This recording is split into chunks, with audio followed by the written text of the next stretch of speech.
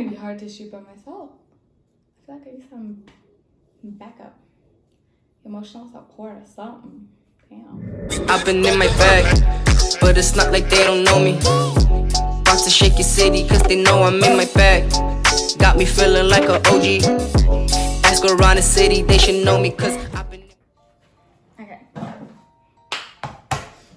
Hey Winx Club! Welcome to my first video. So today I'm going to be giving you a young tutorial on how to survive dating broke.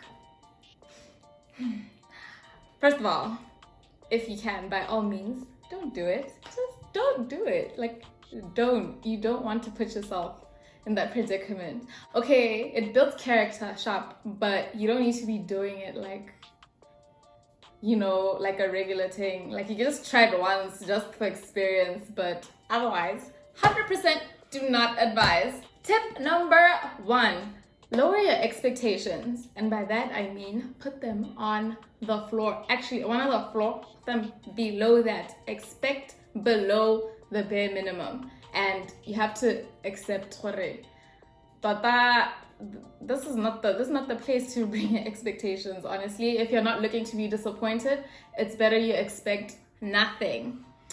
Tip number 2, don't compare yourself to other couples. Really, that'll be your biggest downfall, because you're going to be seeing a lot of, you know, couples bahlanga, you know, spoiling each other, doing all these extravagant things that you and your partner can't necessarily afford to do at the time. And you know what? It's gonna build like resentment in your relationship, and you definitely don't want that. So just remember, comparison is the thief of joy. Don't compare yourself to anybody else. Set your own standards in your own relationship. Do what you guys like within a reasonable budget, because, you know, broke. Then you should be fine. But otherwise, don't compare. If you struggle not to compare yourself to other people, maybe consider not following them. I don't know. I try to follow people who are more inspirational, not people who are gonna make me feel bad about where I am in life. So maybe try that, you know, give it a shot. Tip number 3, date within your tax bracket. This may seem like common sense, but like, common sense is not so common, guys. Literally, why would you go above and beyond to achieve your crush who you know, but after you achieve them, you're not going to be able to afford them? I mean, you can see the type of lifestyle they're living, but you still want to go out of your way to just reach and be like, no, I got her. And then when you get her, you don't got her. Like, what must happen? Date within your tax bracket. If you know what this hand, babes like Peruvian, babes like Louis Vuitton, why do you vacation? Like, she's gonna want certain things out of the relationship, and you know you're still allowance gang, like you're young, or you're like first job, like entry level job gang. You can't really afford to be like splurging like that. Why would you go out of your way to go put somebody else's child in that situation? Like, what did they do to you? It's not their fault they're attractive, assuming, but like, you get my point. Don't go out of your way to date people you can't afford, because it's self-play at the end of the day. You're wasting your own time, you're wasting somebody else's time. She probably didn't ask for it, you know. You probably had to sell gang dreams, you know, so that she could accept you, and now you can't live up to it. So yeah, tax brackets. Tip number 4, ladies, I think this one is more for you, but I guess it's applicable in any relationship. This is always buy your partner's dreams. Literally, when they sell a dream, buy it. You know what?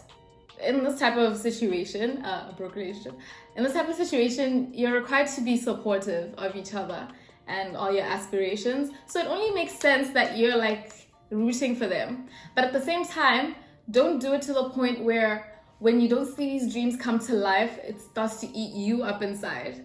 You know what I mean? You know, protect yourself. Like, buy his dreams, be supportive, but don't do it to the point where when you're not seeing anything happening, it starts to affect you or your relationship in a negative way. So just buy his dreams. Don't chest it. Never, ever, ever chest anything. Don't chest anything. You know what? Take care of you. His dreams may or may not happen. I mean, he promised his ex the world. She probably didn't get it. you might be the one. I don't know. Nobody knows. Only God knows. So just don't chest it until it happens. When it happens, it happens. And last but not least, tip number 5. As much as you may be in a broke relationship, it doesn't mean the romance has to die out. Always put in an effort. Effort is so attractive. Effort, consistency, top 2 for me. I 100% recommend budget-friendly dates. You could figure out what you guys' interests are and do them on a budget. You don't necessarily have to spend an arm and a leg to be able to call it romantic. You could do, if you're doing date nights in, it doesn't have to be the old boring Netflix and chill, watch a movie on the couch, eat some snacks or junk food. Like, spice it up, light a candle, do something, you know? Just an ambiance, something. Like, literally just make the effort to make it a bit different, because you don't want it to get monotonous. You don't want to be that couple that's always just home because they're too broke to do anything. They don't do anything cute.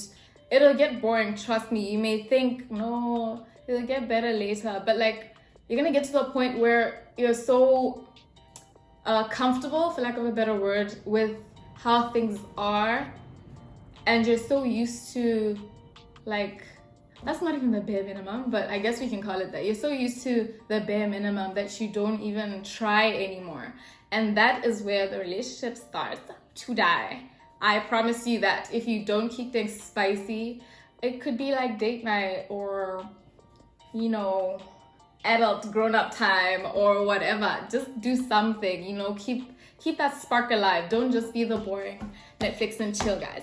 No shade on Netflix. Netflix never bores me. Side note, I'm just saying for the ambience.